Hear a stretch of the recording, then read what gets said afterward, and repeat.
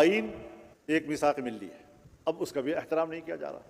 قانون سازیاں ہو رہی ہیں، اور جس میں صرف اسٹیبلشمنٹ کی گرفت کو مضبوط کرنا یہ بڑا اہم ہوتا ہے، یہ ایمرجنسی ہوتی ہے، جی فوری کرنا چاہیے، وقت نکل جائے گا، پتہ نہیں ملک کا کیا بنے گا، یہ خوف طاری کر دیتے ہیں، اور ہمیشہ قوم پر خوف طاری کر کے قوم کو بلیک میل کیا جاتا ہے۔ لیکن کبھی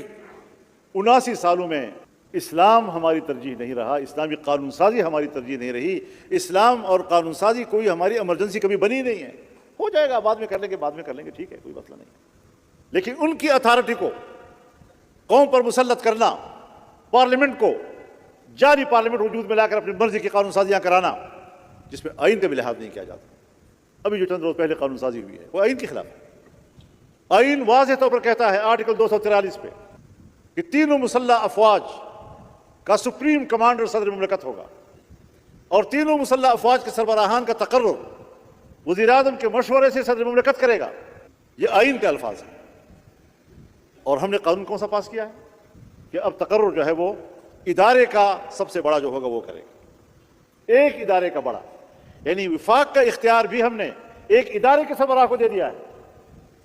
اور آئندہ اگر کوئی تبدیلی یا کوئی قانون و ضابطہ بنے گا تو وہ کابینہ طے کرے گا، وہاں پر بھی پارلیمنٹ کو ہی بائی پاس کر دیا گیا ہے، اور یہ قانون سازی جائز ہوگی اس لیے کہ اس میں ایک طاقتور ادارے کی گرفت کو مضبوط کیا جا رہا ہے۔ بھائی ہم آپ کو پہلے سے مضبوط مانتے ہیں، پاکستان کی دفاع کو ناگزیر سمجھتے ہیں، اس کو طاقتور دیکھنا چاہتے ہیں، لیکن اس کا ایک حد ہوتی ہے، ایک دائرہ ہوتا ہے، اس دائرے کا ایک اختیار ہوتا ہے۔ اب کابینہ کا اختیار بھی ان کے پاس، پارلیمنٹ کا اختیار بھی ان کے پاس، اور آئین کے علی الرغم اس کے تو منفی اثرات خود ان اداروں پر، دفاعی ادارے پر پڑ سکتے ہیں، خدا نہ کرے۔ تو ہم تو یہ سمجھتے ہیں کہ خیرخواہی کا تقاضا یہ ہے کہ ہم ان کے سامنے بڑی صاف بات کریں، کھل کر کریں۔ آج حالت یہ ہے کہ اگر ہم پارلیمنٹ میں بات کرتے ہیں تو قوم کو ہماری آواز نہیں پہنچنے دی جاتی۔ ابھی جو ہم یہاں گفتگو کر رہے ہیں، خدا جانے ہمارے الیکٹرانک میڈیا اور چینلوں پر ہماری گفتگو قوم کو سنائی جائے گی یا نہیں۔ اسے کہتے ہیں تسلط بالجبروت، طاقت کی بنیاد پر مسلط ہونا، اور رسول اللہ صلی اللہ علیہ وسلم نے فرمایا ستۃ لعنتہم ولعنہم اللہ وکل نبی مجاب،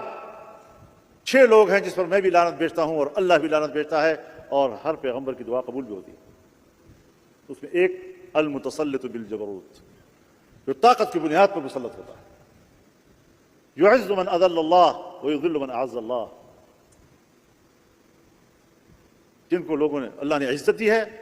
ان کو رسوا کرتے ہیں، اور جو گھٹیا قسم کے لوگ ہوتے ہیں ان کو اوپر لاتے ہیں۔ یہ کیا رسول اللہ صلی اللہ علیہ وسلم کی تعلیم ہے؟ قبیلوں کے سردار آئے، رسول اللہ صلی اللہ علیہ وسلم ان کو عزت دیتے تھے، آپ نے ایک خاص لباس بنایا کہ جب قبیلوں کے سردار آئے تو اس لباس میں ان کے ساتھ بیٹھتے تھے، اور پھر جو آپ کے ہاتھ پر بیعت کرتے تھے اور کلمہ شہادت پڑھتے تھے تو آپ واضح طور پر فرماتے تھے خیارکم فی الجاہلیہ خیارکم فی الاسلام، جو جاہلیت کے زمانے میں تمہارے بڑے تھے، سردار تھے، وہ اسلام میں آئیں گے تب بھی وہ قبیلوں کے سردار ہوں گے۔ انسانیت کو بتا دیا عزت کیا ہوتی ہے، احترام کیا ہوتا ہے، حق کیا ہوتا ہے۔ آج ہم اپنے حقوق کی جنگ لڑ رہے ہیں، ہمارے ملک میں آگ لگی ہوئی ہے، نظام درہم برہم ہے۔ ناظرین، اگر ویڈیو پسند آئے تو لائک، کمنٹ کریں، اور دوسروں تک پہنچانے کے لیے ویڈیو کو شیئر کریں، اور مولانا فضل الرحمان اور جمعیت علماء اسلام کے بارے میں مزید نئی اپڈیٹ کے لیے چینل کو سبسکرائب کریں۔ شکریہ۔